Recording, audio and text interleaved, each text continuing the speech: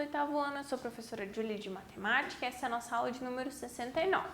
Essa é a segunda parte do nosso estudo sobre regra de 3 simples, né? O objetivo de hoje, então, vai ser resolver e elaborar problemas envolvendo a regra de 3 simples. Se você não assistiu a parte 1, eu recomendo que você assista, porque aqui a gente só vai fazer mais alguns exemplos do que a gente estudou na primeira parte. Na primeira parte a gente viu um passo a passo bem detalhado para a resolução de regra de 3 simples, tá certo? Os materiais para a aula de hoje vão ser o seu caderno, caneta, lápis e borracha, caderno e caneta para vocês fazerem as anotações e o lápis e a borracha para resolverem depois os exercícios. Então, para a gente calcular uma regra de 3, a gente viu na última aula, né, que a gente pode seguir esse passo a passo aqui. Então, vamos relembrar rapidamente, né?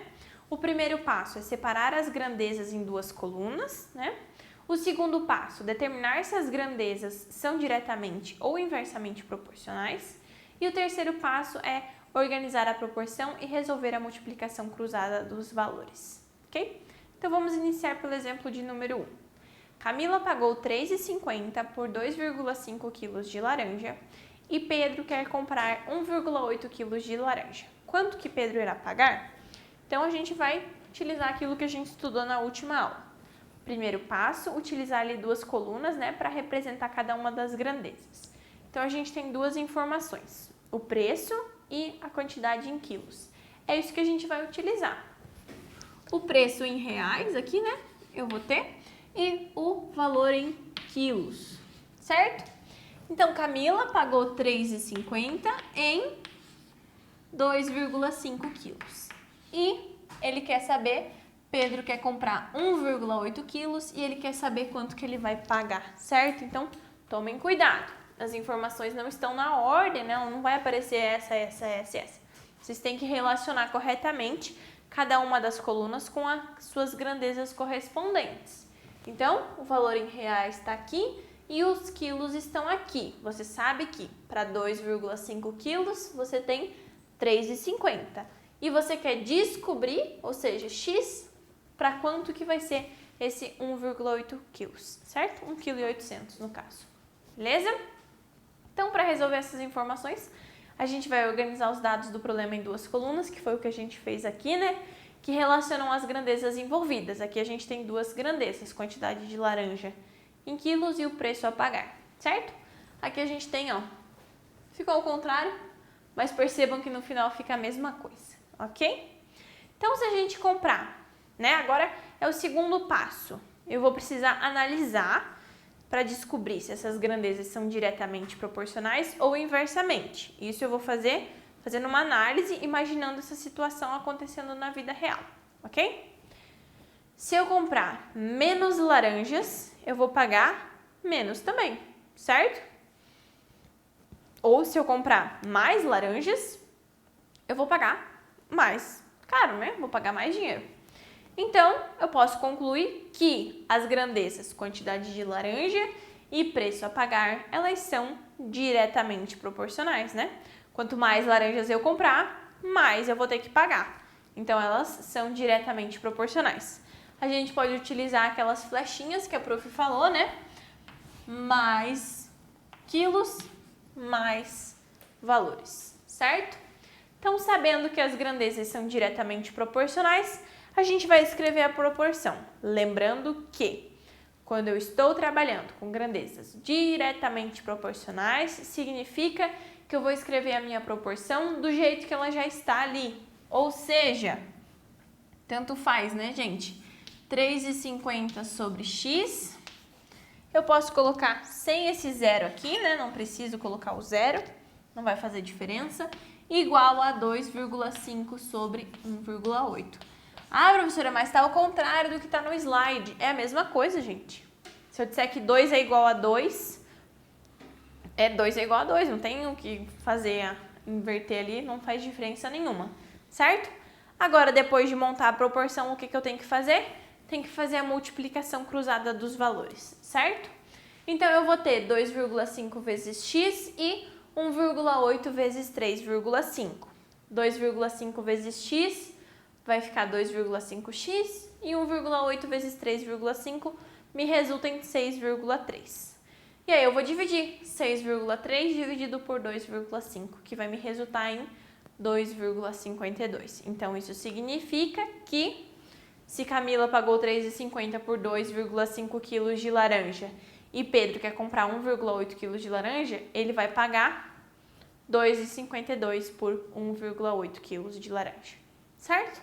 É bem simples de fazer, né? É bem simples de resolver. A parte mais difícil mesmo é fazer a análise das grandezas, mas a resolução é bem simples, certo?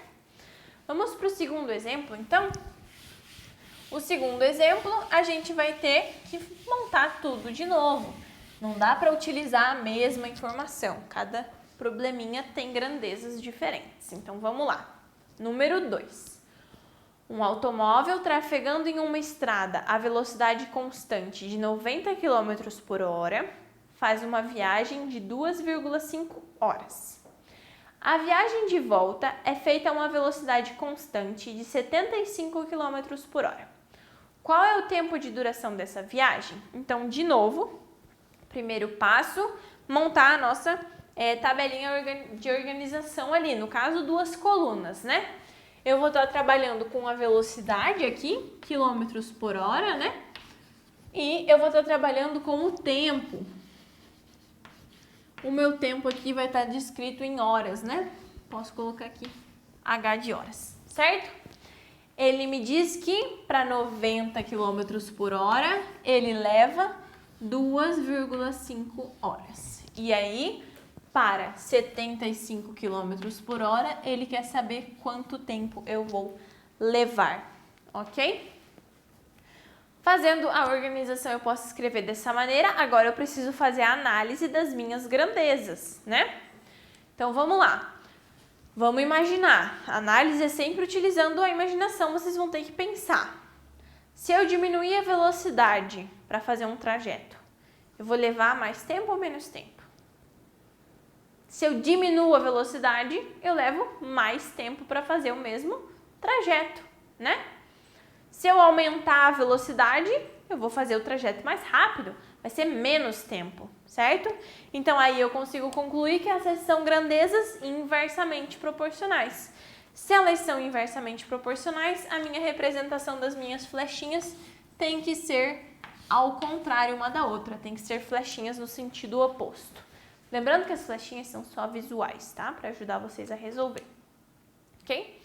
Depois que eu analisei essas grandezas, descobri se elas são diretamente proporcionais ou inversamente proporcionais, eu vou fazer o terceiro passo, montar a proporção e resolver utilizando a multiplicação cruzada. Mas aqui a gente tem um detalhe, se elas são inversamente proporcionais, eu preciso inverter uma das minhas frações. Então aqui eu vou repetir essa daqui, 90 sobre 75, porém a segunda eu vou escrever ao contrário. Em vez de ser 2,5 sobre x, vai ficar x sobre 2,5, certo? Essa é a única diferença, gente. E como que eu vou resolver? Igual eu sempre fiz. Então, aqui eu vou utilizar a fração inversa, né? E aí eu vou ter 75 vezes x e 90 vezes 2,5, ok? 75x, então, é igual a 225, que é o valor de 90 vezes 2,5. E então, eu vou ter 225 divididos por 75, que me resulta em 3, certo? Então, para a resolução do meu problema ali, do automóvel, né, o tempo de duração dessa viagem, então, agora vai ser de 3 horas, né? Para fazer a viagem em 75 km por hora, eu vou levar 3 horas, diferente do que eu levei 2,5 antes. Certo, gente? Não é difícil, né? É um assunto muito simples e muito fácil de vocês fazerem. Então, olha só. Prestar atenção na hora de resolver os exercícios. Vocês precisam ler com calma, retirar as informações com calma. A organização nessa tabelinha, nessas 2 colunas, é importantíssima. Ela deve ser feita da maneira correta, né? Elencando as informações nos lugares corretos, relacionando elas nos lugares corretos, né? Esse 90, ele está representando esse tempo, ou seja, 90 km por hora, ele levou 2,5 horas. Não confundam a organização aqui, ela precisa ser feita da maneira correta. Então, esse 90 está relacionado com esse 2,5. E aqui eu estou falando das velocidades, ó. A coluna, ela segue uma organização e a linha segue outra organização. Mas no fundo tá tudo organizado, certo? Então, assim, vocês precisam fazer com calma os exercícios. Ler com muita atenção, por favor. A análise das grandezas é a parte mais importante. Vocês precisam analisar com calma, pensar, imaginar aquela situação acontecendo, para que vocês consigam interpretar corretamente se as grandezas são diretamente ou inversamente proporcionais. E aí não esqueçam, quando as grandezas forem diretamente proporcionais, a proporção é do jeitinho que ela está ali. Se as grandezas forem inversamente proporcionais, uma das frações tem que ser invertida, tá? Então aqui a gente inverteu essa dali, certo? Uma delas precisa estar invertida, ok? Façam os exercícios com calma, com cuidado. A gente encerra aqui o estudo da regra de 3 simples, mas na próxima aula a gente vai estudar sobre a regra de 3 composta, tá? Então, assim, lembrando que essa é a segunda parte da regra de 3 simples. Se você não viu a primeira parte, recomendo que assista, muito importante. Não esqueçam de fazer os exercícios e de revisar o conteúdo que vocês têm disponíveis para vocês, tá certo? Eu vejo vocês, então, na nossa próxima aula.